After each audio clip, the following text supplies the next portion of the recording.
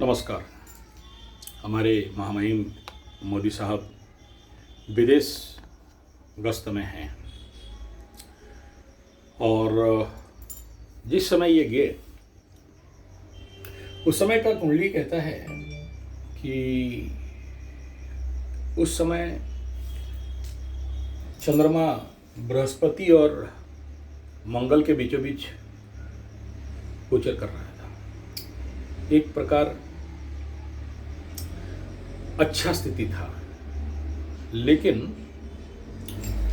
उनके कुंडली के अनुसार इनके चंद्रमा से, वृश्चिक का चंद्रमा उनका जनरली कुंडली में देखा जाता है, इस समय मंगल इनका लग्नेश अष्टम में, चोर चपेटे के एक्सीडेंट हम लोग कुंडली में एस्ट्रोलॉजी में बोलते हैं, उस घर में मंगल बैठा है लग्नेश, चंद्रमा अपने से अष्टम में, और अष्टम में होना नेचुरल बात है। यहां अष्टम स्थान बाधक स्थान होता है।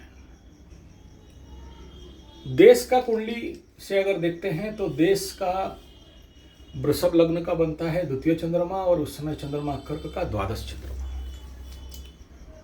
अगर भारत जिस दिन स्वाधीन हुआ उस कुंडली का देखते हैं तो लग्न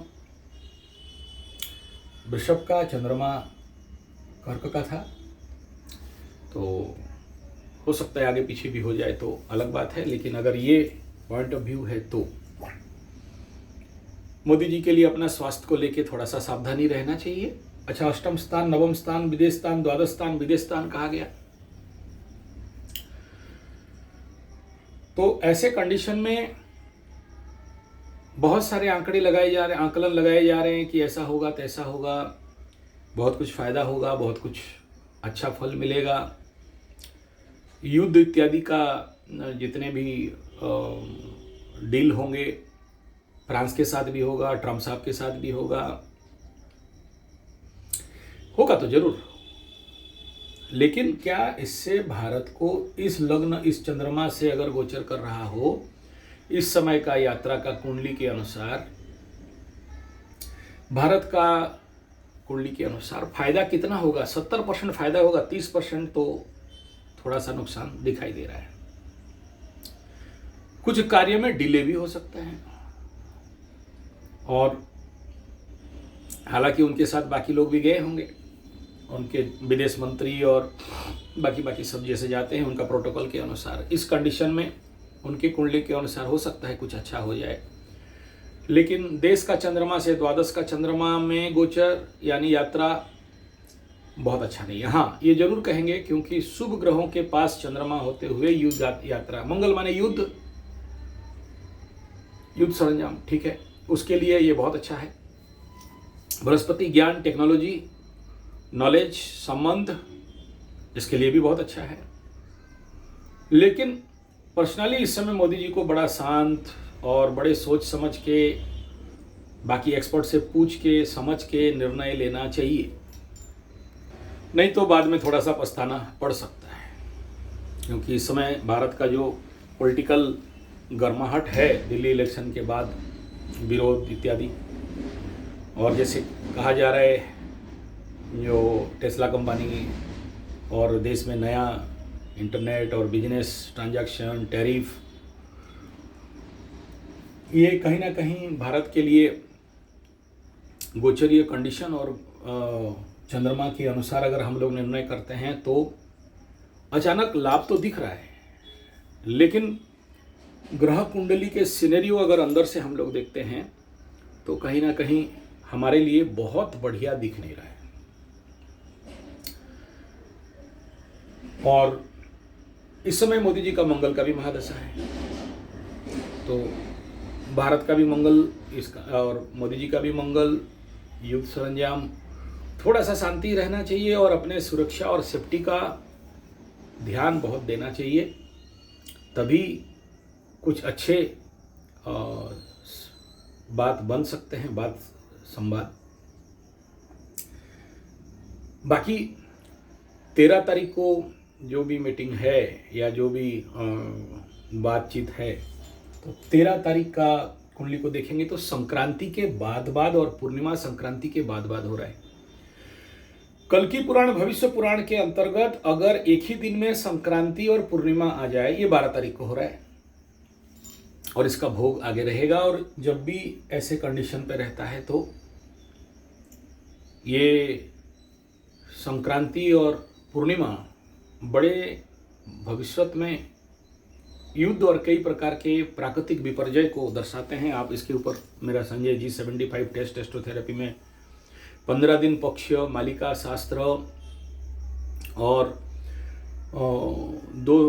एक साथ संक्रांति और पूर्णिमा, संक्रांति और अमावस्या हो तो विश्व पटल में क्या परेशानी होता है, उसके ऊपर बड़े सारे वीडियो हैं। तो ये पॉजिटिव नहीं है, इतना तो समझ जाना चाहिए। यानी हर हाल से बहुत सोच समझ के निर्णय लेना चाहिए, अगर ले सके तो अच्छा है। कुछ नेगोशिएशन जो भी अपने